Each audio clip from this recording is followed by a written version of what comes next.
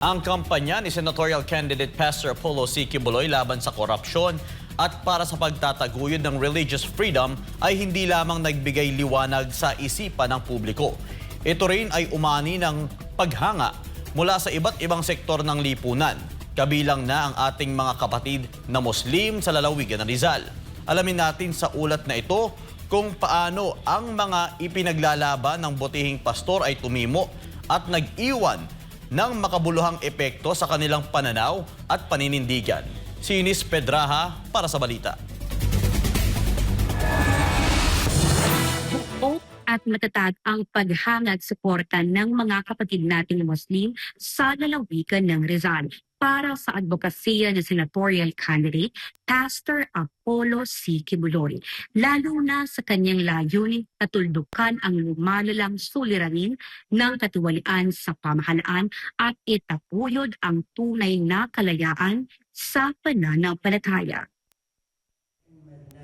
Para kay Imam Nuruddin Karim mula sa Rizal Muslim Community, si Pastor Apollo C. Quiboloy ang itinuturing niyang bukod-tangi pagdating sa hayagang pakikibaka laban sa korupsyon. Malinaw umano ang paninindigan at direksyon ng butihing pastor na naglilingkod hindi lang sa salita kundi sa gawa. Sa gitna ng maraming naghahangad ng pwesto, si Pastor Quiboloy ang nangingibabaw sa puso at isip ni Imam Karim, ang numero 1 sa kanyang listahan ng mga ibobotong kandidato mula sa PDP laban. Ang ating kabotan ng Biawan sa ating ito ay Pastor C. Quiboloy.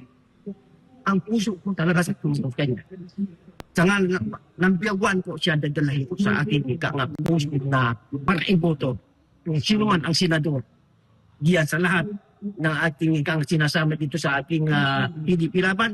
Ng Biawan po ang aking Pastor Quiboloy. Nagkikita po ang kanyang layunin para sa kapwa Pilipino sa ating bansa, ang pamalakad ng isang gobyerno na talaga transparency para sa lahat.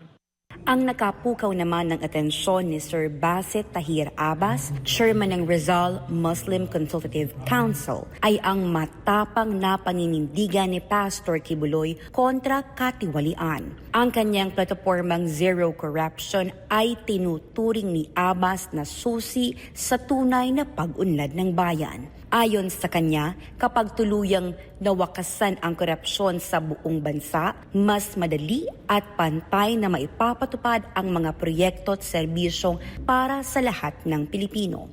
Pinasalamatan din niya ang pagtutok ni Pastor sa religious freedom bilang tanda ng respeto sa bawat relihiyon.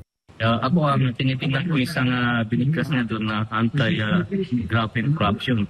Dahil diyan po nagsisimula ang lakas at saka development ng anumang bayan. Ako din napanood ko din yung sinabi ni Senatorial Candidate Pastor Quiboloy. Ang sabi niya, gagawin ko yung separation of church at state. Maganda rin yun, this freedom. Ibig sabihin yung mga religions ng tao ay magkaroon ng freedom na ma-express nila yung kanilang gustong gawin. Tulad namin mga kapatid na Muslim.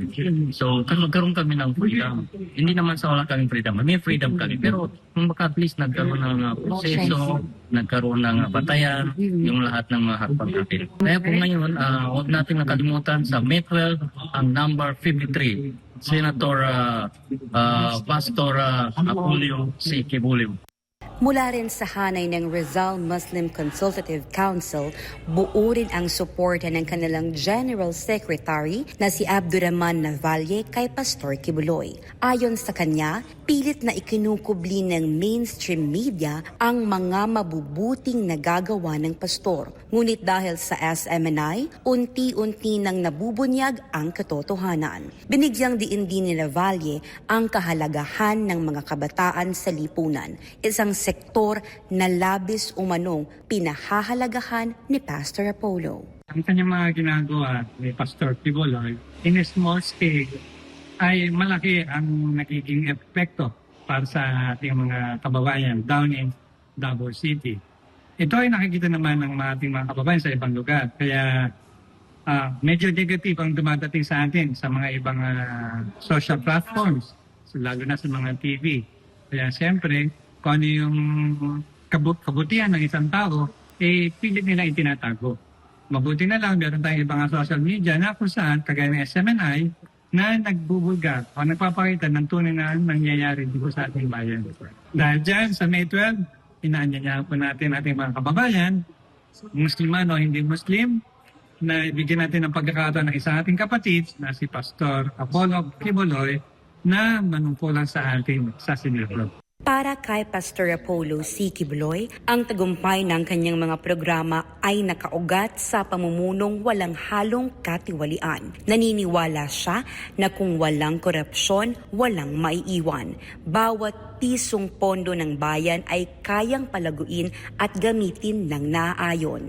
Titiyakin niyang mailalaan ito sa tunay na pangangailangan ng bawat Pilipino.